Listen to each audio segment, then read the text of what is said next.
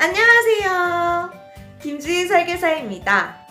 오늘부터 보험 상식에 대해서 알아보도록 하겠습니다. 오늘의 주제는 사망입니다. 사망 담보는 꼭 넣어야 할까요? 아니면 사망은 꼭 필요한 담보일까요? 지금부터 알아보도록 하겠습니다. 끝까지 시청하신다면 사망 담보에 대한 이해가 되실 겁니다. 끝까지 시청 바라겠습니다. 일단 보험회사는 생명회사와 손해보험사가 있습니다. 생명회사는 처음부터 사람 몸에 대한 생명에 대한 보험을 팔던 곳이고, 손해보험사는 손해 본 부분, 자동차, 화재, 해상보험을 팔던 곳이었는데 2009년쯤부터 사람에 대한 암보장 같은 인보험을 팔기 시작했습니다. 그래서 현재 구분이 모호해 다 같은 보험을 파는 곳이라 알고 있죠. 오늘의 주제, 사망이죠.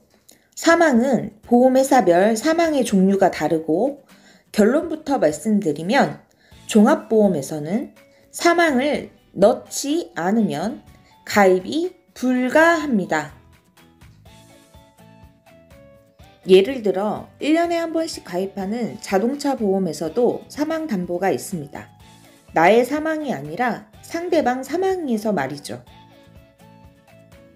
어쩔 수 없이 사망 담보를 넣어야 한다면 보험사별 사망의 종류를 알고 좀 더 나에게 유리한 사망 담보를 선택하는 것이 현명한 선택 아닐까요? 그래서 오늘 보험사별 사망의 종류를 알아보도록 하겠습니다. 본격적으로 생명회사의 사망의 종류는 일반 사망, 재해 사망이 있고요. 손해보험사는 상해 사망, 질병 사망이 있습니다. 이 네 가지 사망의 종류 중 보험금이 많이 지급되고 있는 순위가 있습니다. 여러분도 한번 맞춰보세요. 일반 사망, 재해 사망, 상해 사망, 질병 사망. 어떤 담보가 가장 보험금이 많이 지급되는 담보일까요? 그것은 바로 일반 사망입니다. 일반 사망은 가입하고 2년이 지난 후에는 자살보험금도 지급합니다. 그래서 2년이 지난 계약은 100%라고 할 수 있습니다. 사망 진단서가 나오면 100% 지급이라고 할 수 있습니다. 2위는 질병 사망입니다. 질병 사망이 2위인 이유는 손해보험사의 보험이기 때문입니다. 손해보험사는 손해본 부분에 대한 보상을 한다는 개념을 갖고 있습니다. 그래서 질병이 100% 발생할 일에 대해서는 보상하지 않는 개념이 있기 때문에 가입 제한하는 규정을 두었는데요. 80세까지 2억 한도로 가입할 수 있는 가입 조건을 걸어놨습니다. 그래서 현재 평균 수명이 80 후반대를 달리고 있고 100세 세상에서는 질병 사망을 많이 가입하지 않는 추세입니다. 사람은 누구나 죽습니다. 그리고 80세를 넘길 확률도 높습니다. 그렇다면 내가 만약에 질병 사망이 있다면 어떻게 할 것인가? 그것은 문의 주시면 알려드리겠습니다. 이제 3위로 가보겠습니다. 3위는 재해 사망입니다. 재해란 단어는 우연히 외부의 요인으로 다치는 것을 말합니다. 마지막으로 4위, 상해 사망입니다. 4위로 상해 사망을 논대는 이유가 있습니다.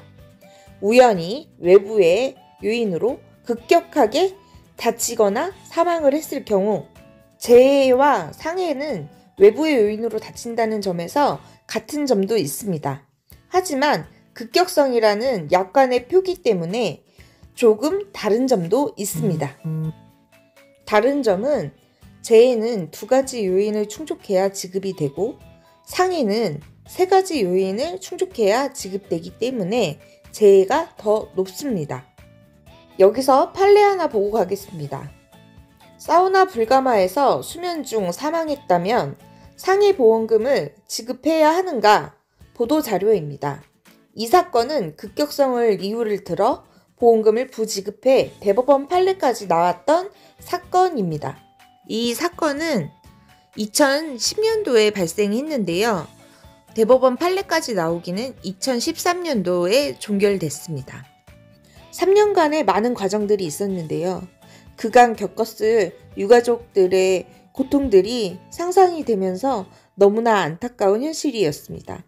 하지만 대법원 판례에서 마지막 판결은 보험금을 지급해라 였습니다. 급격성은 피할 수 있었느냐, 피할 수 없었느냐를 물어보는 것인데요. 만약 피할 수 있었다면 보험금을 지급하지 않는다는 것입니다. 사우나 사건에서는 급격성을 불가마 입구에 있는 경고문을 두고 말을 하는 것입니다. 경고문에 임산부나 노약자, 기저질환자들은 출입을 삼가해야 한다라는 경고문이 있기 때문에 피할 수 있다는 급격성에 해당하지 않는다 하여 보험금이 지급되지 않았던 것입니다. 하지만 판례에서는 보험금을 지급해라라고 결론이 났습니다. 하지만 많은 상해 사망 사건 중 급격성에 대해서 사건이 발생한다면 보험회사에서는 일단 보험금을 지급하지 않습니다. 그래서 재판까지 가야 하는 어려움들이 있습니다. 그래서 3위는 재해 사망입니다. 그럼 우리는 일반 사망을 가입해야 되겠죠? 자살도 지급하고 100% 지급되는 보험금 말이죠. 일반 사망에도 종류가 있습니다. 종신보험, 정기보험이 있습니다. 종신보험은 해지환급금이 있는 보험이고요. 정기보험은 소멸성으로 일정 시간이 지나면 해지환급금이 제로가 되는 보험입니다. 종신보험과 정기보험은 분명하게 장단점이 존재합니다. 그래프를 보시면 종신보험은 해지환급금이 계속 올라가는 구조를 가지고 있고요. 정기보험은 소멸성으로 어느 정도 시점이 지나면 해지환급금이 제로가 되는 보험입니다. 종신보험의 장점은 해지환급금이 계속 올라간다는 장점과 기간 제한이 없어 사망의 기간이 언제 사망을 하던 상관없이 보험금을 지급한다라는 장점이 있습니다. 하지만 단점으로는 나중에 돈을 돌려줄 수도 있고 죽으면 무조건 줘야 되기 때문에 비싸다라는 단점이 있습니다. 정기보험의 장점은 싸다입니다. 대신 단점으로는 일정 기간 보험 기간이 끝나면 보험금을 지급하지 않고 해지환급금 또한 지급하지 않습니다. 종신보험, 정기보험 모두 다 장단점이 있습니다. 여유가 있는 분들이라면 종신보험을 선택하는 것이 유리하지만 내가 여유가 없어 소멸성으로 가입하는 게 유리하신 분들도 있습니다.